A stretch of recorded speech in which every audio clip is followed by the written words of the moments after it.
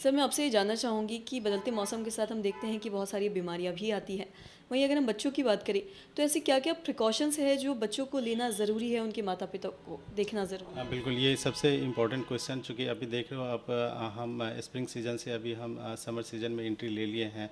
अभी तापमान कैसे धीरे-धीरे बढ़ रहा है, तो तापमान जैसे ही वेदर बढ़ रहा है, बच्चों में कॉमनली 3-4 चीज़ कॉमन हो जाता है। एक तो वायरल इन्फेक्शन, जैसे सडन आप सुनते होंगे ना कि तुरंत सर्दी और तुरंत गर्मी का जब एक्सपोज़र होता है, तो उस समय इन्फेक्शन होने का, वायरल इन्फेक्शन होने का चांसेस रहता है। तो एक प्रिकॉशन थोड़ा-सा वेदर का करना चाहिए।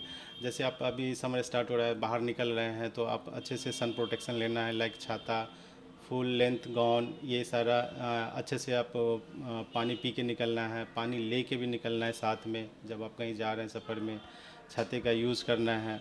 एंड दूसरा, अभी जैसे देख रहे हो कि बारिश से पहले जब समर के सीज़न में एयर का जो ह्यूमिडिटी होता है ना, वो काफ़ी नमी कम हो जाता है। उस समय नाक में यूजुअली बच्चों में क्रस्ट जम जाता है और बच्चे उसको बार बार प्रिक करते हैं, ठीक है, जिससे कि ब्लीडिंग होने का चांसेस रहता है। तो इस चीज़ को थोड़ा सा अवॉइड करना है, बच्चों में देखना है, वॉचफुल रहना है आपको कि बच्चे बार बार प्रिक ना करें, जिससे कि ब्लीडिंग ना हो।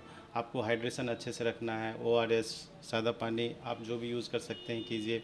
एंड दूसरा, जब आप घर में जैसे कोई एसी चलाता है, एसी बिल्कुल लो करके, लाइक 16 डिग्री, 18 डिग्री, 20 डिग्री पे चलाते हैं इतना कोल्ड में, और सडन वो बच्चा जब बाहर सुबह में उठता है, स्कूल के लिए निकलता है, सडन टेम्परेचर चेंज होता है, उस समय भी वायरल इन्फेक्शन होने का चांसेस रहता है। सो आप एसी भी यूज़ करते हो तो जो नॉर्मल टेम्परेचर होता है 24 टू 26 डिग्री पे रखना चाहिए, ताकि बच्चों में सडन कोल्ड का और हॉट का एक्सपोजर ना हो, ताकि उसमें इन्फेक्शन होने का चांसेस कम हो।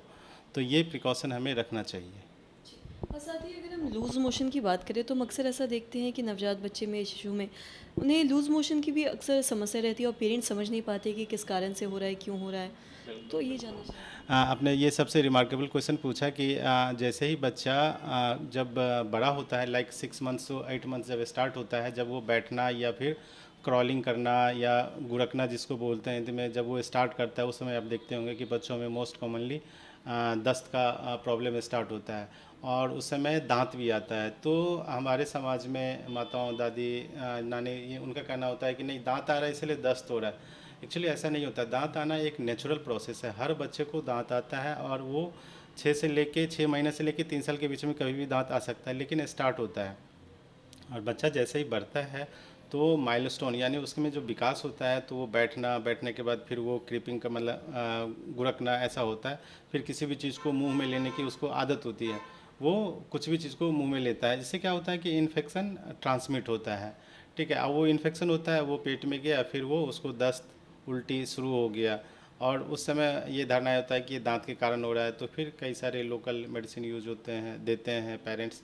वैसा नहीं करना चाहिए। जब कभी बच्चे को इस तरह का लक्षण आए, जैसे दस्त स्टार्ट हो गया, उल्टी हो गया, आप इमीडिएटली एक पीडियाट्रिशियन से दिखाना चाहिए, क्योंकि बच्चे छोटे होते हैं, उनमें पानी की कमी बहुत जल्दी होता है, इसलिए उस समय पानी की कमी को रोकने के लिए आप ओआरएस, सादा पानी इमीडिएटली देना है, स्टार्ट कर देना है, डॉक्टर से परामर्श लेना है, और जो मेडिसिन है वो देना चाहिए।